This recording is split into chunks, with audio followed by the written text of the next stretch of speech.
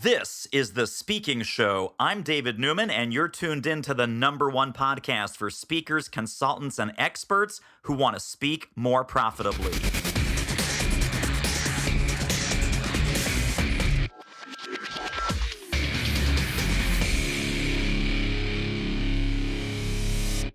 Yes, indeed. Mr. Get to the Point is back. Joel Schwartzberg, welcome back to The Speaking Show. Thank you. It's such a pleasure to be here again. And our last outing together, in case people want to reference our previous episode, was episode number 41, appropriately called Get to the Point, which is also the title of your fantastic book. But today we're talking about, I would say, the #1 time suck of most speakers, consultants, coaches, and solopreneurs. What do you spend most of your day doing? Reading, replying to, writing? Yes. It's email time. Email. Oh my God. So many speakers, if you looked at their calendar, looked at how they use their time, email, you would think, is their full-time job. At some point, Joel, I had to have a sign in my office, literally a sign that says, email is not my job. Email is not my job. Email, more often than not, 90% of the email that we write and receive is not about money-making activity. It's about other kinds of nonsense. It's nobody's job at the end of the day. Nobody's job, exactly. It's meant to be a communication tool, but because we're bad at communicating other places, we're really terrible at communicating an email. So what are some of the mistakes that you see, just big picture, and then we'll drill into some very specific best practices and ideas and suggestions? Sure, David. And let me just first add to the negative consequences of writing poor email. It's not just a time suck. It's a credibility suck. It's an impact suck. It's a results suck. Everything sucks when you mess up your email. And the interesting thing is I work with a lot of very competent, very strong public speakers who then don't apply that kind of attention to detail and attention to point in their email. And they write email as if they're writing the great American novel, which is the last thing you want to do on email. But to specifically answer your question, there are a number of things you can do, all with the same goal. It's really about you're trying to impact someone with the point you're trying to make. That's what email does for you. Email is just the tool or the vehicle through which that point travels. But if you set up a lot of blockades and barriers and things that bury or dilute that message, it's not serving that goal. So it all starts at the subject line. And people take the subject line for granted, but you wouldn't take the title of your book for granted. You wouldn't take the shelves that sit in the front part of your bookstore for granted or your first impression. And that's the first thing people see when they get your email, the subject line. So you need to communicate exactly what your point is. Be very clear, using as few words as possible. Now, some people may get that far and realize they can write great marketing idea, get wider audience, or whatever that's going to be. Often I tell people, we're often sending email for people to review, and they need to separate those emails from emails of information. So I'll put in bold letters, for review, and then what's being reviewed. I do that for every piece of review that I send, so the person I'm sending it to knows right away what it is. But here's one of the big mistakes that is not so obvious. Often we're in the middle of email threads, right? So this thread is going on for hours, days, sometimes weeks. And somewhere in the middle of that thread, you woke up with a fantastic idea that you're contributing to the middle of the thread. So you had a great breakthrough marketing idea that's going to transform the business and the world. And it's under a subject line that says, Thursday.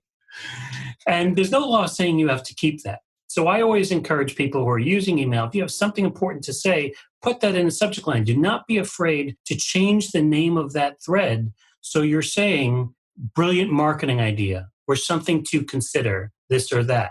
You're still going to have the thread within the email of all the replies. So it's not like you'll lose that. And if for some reason you need to keep the keywords in the thread, just use the keywords and then and then say what the value of that particular email is. Yeah, totally. Well, Joel, and I also want to maybe branch our conversation today into two different buckets. And maybe, it's the same bucket. Certainly with that tip, it's certainly the same bucket.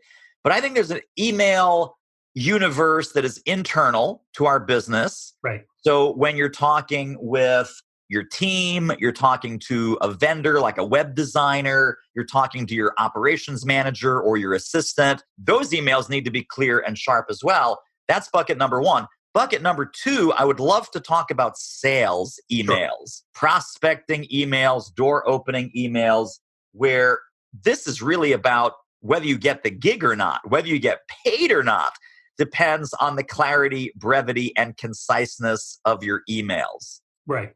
I know that one thing that I see a lot of my clients get bogged down with, or the huge mistake, is they send their initial email to a prospect is this enormous 17-paragraph monster. And I always tell people nothing says disrespect like a huge, long email as the first touch point. What's your take on, I know that length is one of the things that we'll talk about as well. Right. What's your take on the prospecting side of email? And let's just kind of go down that bucket and then we'll come back to the general bucket as well. Sure. And you mentioned disrespect, and let's just unpack that a little bit. It's disrespectful because it assumes you have the time to read a novella before coming to your close. And so it's crucially important when you're talking to strangers or prospective clients or prospective vendors that you keep it very tight and focused. So before you even put your fingers to the keyboard, you need to ask yourself, what is the one big idea I need my recipient to receive and process? Once you identify that, and not even a fuzzy understanding, write that down, because that's your point. Figure out how to get to that point quickly, clearly, and concisely, because that's really the piece of value you're sending. You may need to set it up a little bit, but that should be 1 or 2 sentences at the most, because there's no spoilers in this work. There's no point in saving something for the end as if there's suspense or it's a scary movie. No, you got to get that piece of value up right away. It's very similar to a lot of work I do when I pitch articles or I pitch stories for publication. They have literally seconds to decide if it's going to be a green light or a red light, just like the same way in sales. So you need to make that clear, not only in your text, but in your subject line as well. And one of the keys I always say is, how can you say the same thing? How can you make the sales pitch in as few words as possible? Imagine it to be like your own Twitter. Restrict yourself to the bare bones, the most boiled down version of the message. Bullets, I believe, work extremely well in email because it removes you from complete sentences and allows you to give, very clear, very specific information, whether it's data or reasoning or sales points. But the biggest thing I could say is establish what that one biggest piece of information is, the one thing you want your audience to take away, and just circle, emphasize, highlight that by making it clear, making it its own paragraph, even bolding it. Because sometimes people scan emails, they'll pick up 1 or 2 things, the thing that's bolded or the thing that's biggest. So use that opportunity, use those high value spots to insert your point. Let's break down a specific kind of email that I recommend people send. And it's very short, and I'd love your take on it. And then maybe we can talk about some other kinds of email communication that goes after this. Mm-hmm. So I love what you said about subject line needs to be crystal clear. If I'm emailing Brenda at the ABC Association and I would like her to hire me for a keynote or my program, here's the formula that I like to share. And I'm open to criticism. I'm open to being wrong. All right. But here's the subject line. Brenda, program suggestion for ABC Association. Right. Does that fit the bill? I love it. Now, what I particularly like about it that not everyone realizes is important is the word Brenda, because now you're personalizing it. Brenda is getting a ton of generic emails, and they might even be personal emails, but she wouldn't know it from the subject line. She would only know it maybe when she clicks into it. So you're saying Brenda at least shows one thing, that you're only targeting her and that you did enough research to know who she is. So you're reaching out to her, and then the colon really expresses your point. Here's the piece of value. Again, there's no point in saving something for the very end. There's no spoiling. So you want to put it right there. So I find that very clear. You say who it's going to, you point out the piece of value. That should get her to open if she's interested in receiving that piece of value. So I love it. Hey, good looking. Are you currently getting paid to speak? Would you like to ramp that up? We can help. Book a confidential speaker strategy call with our team at doitmarketing.com/call, and let's see what we might do together. The call is free, but the results may be priceless. And then another pet peeve of mine is a lot of prospecting emails, and this is true of salespeople in every industry, not just speakers and consultants and trainers. What is the first word in most of these emails? Brenda, comma, I. Right. I want to talk to you. I have an idea. I. Immediate turnoff in my book. I would rather have the email start you, your association, your next meeting, right? So it's something like your next meeting is scheduled for April 24th and 25th in Las Vegas. I have a program idea. I speak to groups of X who want outcome and result. I'm writing to see if a program like this might be valuable for your members. Literally 3 sentences. One of my pet peeves is starting with I, me, my. Do you agree with that? Or kind of how do we flip that in our mind to have a you-centric email instead of a me-centric email? Right. I think what you're saying is very important, and it comes to a principle. And the principle is this. What's most important and critical is what your receiver is getting. How what you're offering will benefit her life or her business or her endeavor. She doesn't care what's coming out of you, except to the extent that it benefits her. So it's that last part that's most important. And we talk about this a lot in public speaking. It doesn't matter what you're saying if the audience can't transform it into a piece of value for them. The same is true for email. So I would begin it with, your situation is X, and you can benefit from Y. Then I have a unique approach that makes Y extremely impactful for your business. Yeah, you're eventually going to make the sales call, but make it very, very clear how it's going to benefit your recipient, even more important than how it's going to come out of you. Now, I know that one of the things that you teach and preach and is near and dear to your heart and mine as well is the opening and the closing. So some people don't even say, hi, Brenda. The email just goes right immediately into like, I wanted to talk to you about, it's like, whoa. So besides personalizing with the name, why is that salutation important? It's really important. And you're right. It's something we slough off, not only in emails that are going outward, but emails that are going inward. We're more likely to ignore it because it's a person we deal with every day. But here's the thing. Imagine someone coming up to you and the difference between, hey, David, or here's this thing.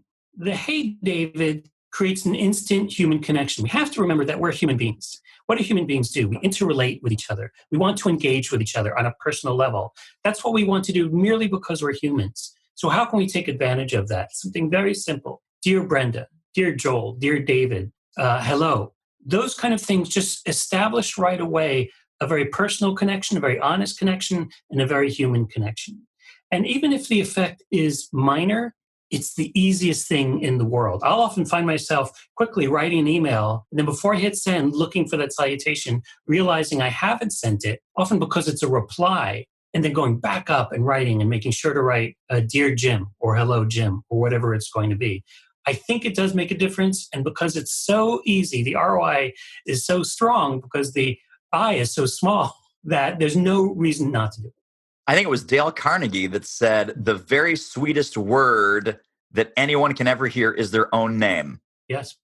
So Joel, this interview is going great. Joel, you are a gem. Joel's awesome. Isn't Joel awesome, everybody?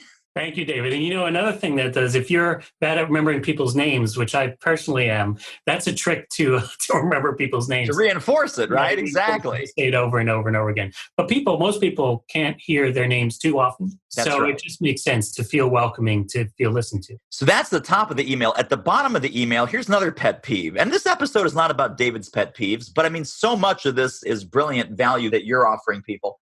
Having a sign off that is insincere. And I'll tell you the one I hate the most, regards. Regards to me means drop dead. Right. Regards, thanks so much. It's an old coward play all of a sudden. Yeah, insincere, kind of templatized nonsense. So how do we close the email without sounding insincere or having that ring hollow? My favorite is to avoid those not just regards, but sincerely. I sometimes use best because that's a personal wish, best to you. But my favorite one is thanks. Because when you say thanks, you're referring to something specific. It is not generic. And typically, if you're saying thanks, there's something in the body of the email you're showing appreciation for. So it reinforces that participation. But thanks is something we say in conversation. We never say regards. We never say sincerely. That's the litmus test. Would you say this if you were having a live conversation with the person? Would you say sincerely? No, but you would say thanks. So that's the one I most recommend, a thanks, a comma, and your name. So we're going back and forth with a prospect. And sometimes your message is actually fairly short. Mm-hmm. I'm wondering, you get these subject lines and it says EOM, end of message, where all they did is they changed the subject line per your recommendation. But you know what? There is no body text, so I'm not going to waste your time. Is that more respectful or less respectful? Or I'm never sure what side that one lands on, the end of message EOM. Right. Well, imagine if you send someone a letter and there's nothing inside the envelope, but you scratched a little note on the outside that said, "Oh, happy birthday," or "Oh, I hope your day is good." Just kind of scrawled, maybe on the back. You wouldn't enjoy that as much as you would opening the envelope and reading a personal sentiment. When someone gets an email, there is an assessment of how much time the other person put into that communication that has some value. It shouldn't be dismissed. So I don't like the EOM. Sometimes if I have to get something out quickly where it's a correction or I completed a task to a boss or to a colleague, I certainly would not do EOM to someone outside of my organization. I'll say, "This was completed," EOM. It's sort of a way of saying, "by the way." But by and large, you can avoid that entirely and take the time to write out in your email what you mean to say. Often when you start writing, you'll have a brainstorm like, "Oh, here's an important part that I didn't realize I wanted to include when I was first considering EOM." And by the way, this connects to another one of my biggest pet peeves. And that's when you get an email that says, "Thanks," signature, or "You're welcome," or "Thanks very much." Sometimes even just the word "good." The problem with these is it's so generic and general and so minimal, one word, that it almost has no value at all to the recipient. You think you're thanking them, but it's very close to useless and pointless. Now, if you sat down and thought, all right, why am I thanking this person? Thank you for being totally committed to this adventure we're all on. It makes a difference. Sign, whatever. Now you imagine receiving that email, the difference between an email that says thanks and an email that articulates specifically what you're doing that is appreciated by your colleague or certainly by your boss. A world of difference. So I always encourage everyone, specifically managers of people, to when you appreciate someone, tell them why you're thanking them. It doesn't have to be very long. It doesn't have to be paragraphs. It could be 3 sentences. But that detail will make a difference. Just like getting a Valentine's Day card or a birthday card. If you just write their name on it, it only goes so far. But if you put a sentiment at the bottom of it, remember, we're all human. We appreciate the value of something that's personal and meaningful. If you take that time to make it personal and meaningful and specific, the dividends, what you get back from that, are huge compared to the tiny bit of effort you put into it. Great point. What a great episode. Wowza. Tell you what, if you want to ramp up your revenue as an expert who speaks professionally, you should really check out our free online training at doitmarketing.com/webinar. The other thing that, of course, with any email, whether it's a thank you email, a prospecting email, internal communication email, the thing that stops me in my tracks is, it sounds stupid, but it's really important, spelling errors and grammatical errors. Talk about, what's the negative impact of that? And it's not like the 6th grade, well, that grammar is incorrect. Right. And, millionaire only has one N on the end. And whatever they're saying, whatever nonsense, little nitpicky, But I think it's not nitpicky. It is about professionalism. It is about attention to detail. Absolutely. What else goes with all of that?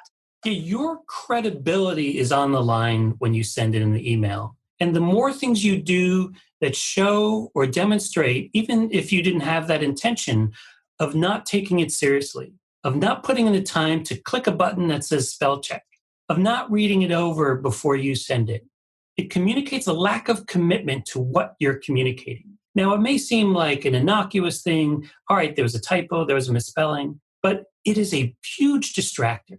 And you don't know the person on the other end, how they're going to perceive that. Now, I'm a writer, so when I get that, it is a huge distractor. Now I'm distracted from the message you're making because I found this little typo or this little grammatical mistake that you could have easily fixed ahead of time. So it's not like I'm a teacher and scrutinizing emails for problems. What I'm saying is it affects your credibility, it affects your message because it distracts from your message, and it says something about your commitment to being serious about this message, that you have these sort of mistakes all over it, or even a single mistake. Understand how easy it is nowadays to do a spell check and make sure that it's clean. What I like to do, because I do attach the emails I send out to my credibility, is I actually read them aloud before I send them.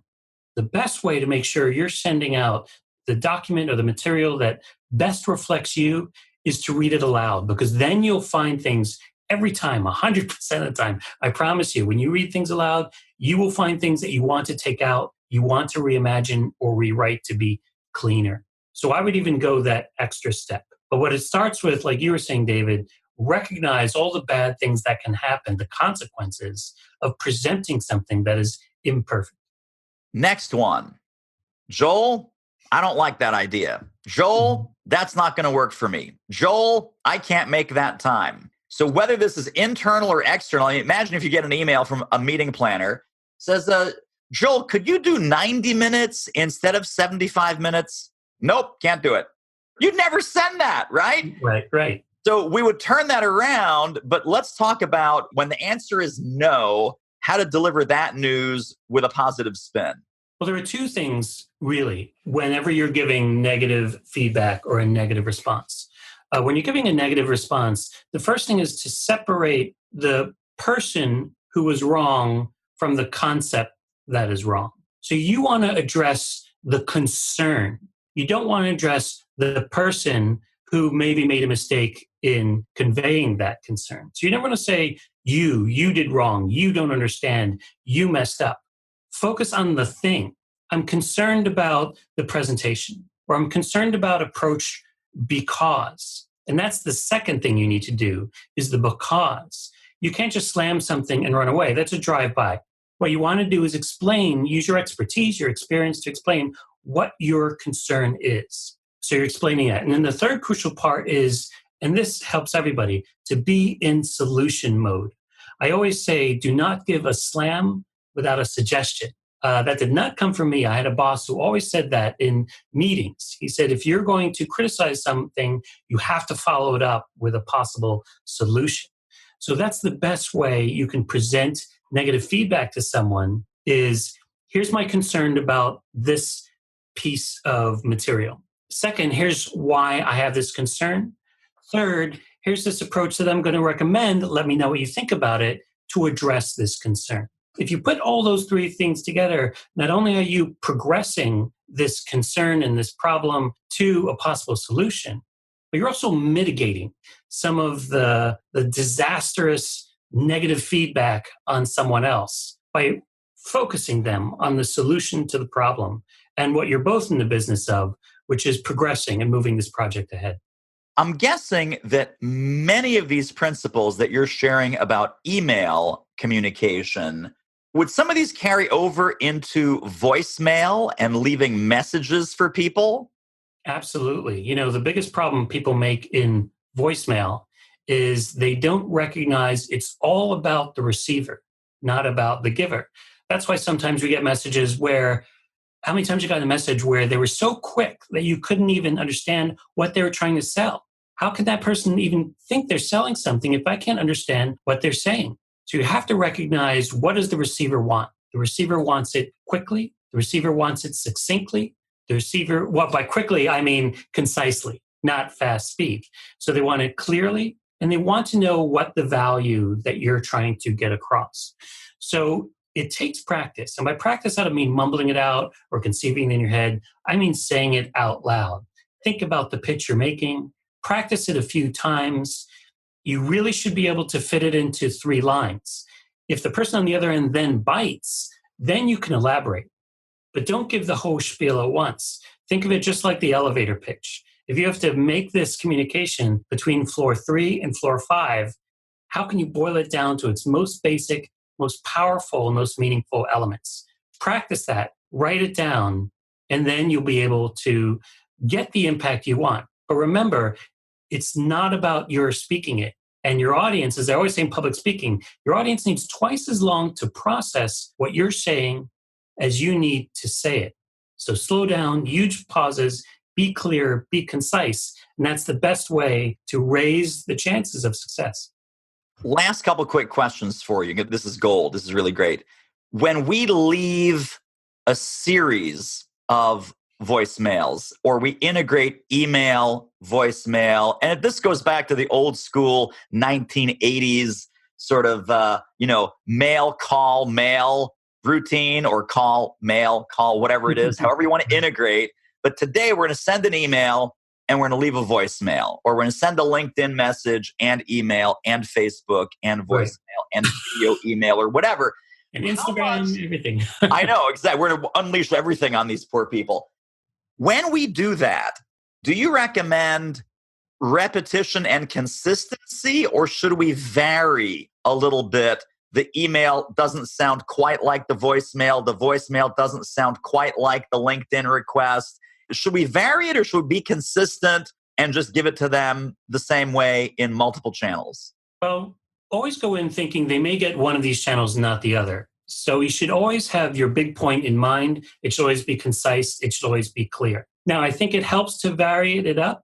And chances are, if you're tweeting it or leaving a voicemail message, they are going to be different just based on the nature of that channel you're using. But here's the important thing. People want transparency. They want to know you're considering them. So the important thing when you're using multiple channels of communication, acknowledge that you have. Hey, I'm following up on the voicemail I sent you. Hey, I sent you an email, but I wanted to follow up on Instagram just to make sure you got it. It's amazing how much that little bit of clarity and humanity and truth and transparency will help mitigate an annoyance of, well, why would this guy send me 2 different things? Well, I'm telling you why. I just wanted to follow up. It's almost implicit in that is, I'm sorry if this is annoying, but I'm going to acknowledge it to you and make it clear why I think that was necessary. That will go a long way toward mitigating any annoyance that you use several channels. I think so anyway. So here's my occasionally even a blind squirrel finds a nut strategy. In this case, I am the blind squirrel. And I just did this intuitively without all of this great methodology and principles behind it. When I email someone and then I send a voicemail just to reinforce or to follow up, I say, hey, Brenda, it's David Newman. I've already sent you an email, but I'm sending you this voicemail in case that's quicker for you. Right. And then you can also flip it, right? You left a voicemail. Dear Brenda, you already have a voicemail from me, but I'm sending an email in case that's quicker for you. So I'm showing them, hey, there's email people, there's voicemail people. If you hate the phone and you haven't checked your messages this month, I'm going to email you. Maybe that's quicker and better for you, or vice versa. So I even make it explicit that I'm trying to help them and communicate in their preferred channel. Right, because implicit in that message, whatever's right for you, is your goal to make it convenient for the receiver. Here's me trying to make this, what might be annoying or complicated, more convenient. You could even, also implicit as maybe you can help guide me to the way that's most convenient for you. If you prefer email to voicemail, that kind of thing. So remember that you're giving an impression. Is the impression going to be, I'm going to annoy you until you get back to me? Or is the impression of, I'm going to be honest with you and try to find the most convenient way to make this connection? Obviously, it's the latter that comes through being honest, and that comes through explaining your motives. People do appreciate that. And that transparency and trust in the communication process would also transfer to the transparency and trust of doing business with you. Of course, trust is so important. And you can establish it that early, even in the initial pitch. All right. Joel Schwartzberg, you are back, and we're going to have you back for something else too, because each of these conversations is just filled with gems. Let's talk about how people can get in touch and stay in touch with you and your empire and your book and everything. Empire might be a little overstated, but I'll take it. People can come to my website. It's www.joelschwartzberg.net. That's JoelSchwartzberg.net. There's a reach out to me link on there, and anyone who wants to reach out to me can use that link and get in touch. And we're going to hook you up with the show notes, and that's going to be linked all up under this episode when people go to thespeakingshow.com. And get your butt over to Amazon, everybody. You have to get a copy of Joel's book. It's called Get to the Point, Sharpen Your Message and Make Your Words Matter. In person, online, in voicemail, in email, in your writing, in everything that you do. Get to the point. Or the new nickname for your book, Joel, Get to the Freaking Point. Right. That will be the sequel. Get to the gosh darn point already. Yeah. And nothing's more important. If you're not making your point, what are you? You're pointless. And nobody wants to be that. Well, that wraps up another episode of The Speaking Show. Hey, tell you what, if you like us, rate us and review us on iTunes. Subscribe. Tell a friend. Go grab the notes and downloads and extras at thespeakingshow.com. See you next time.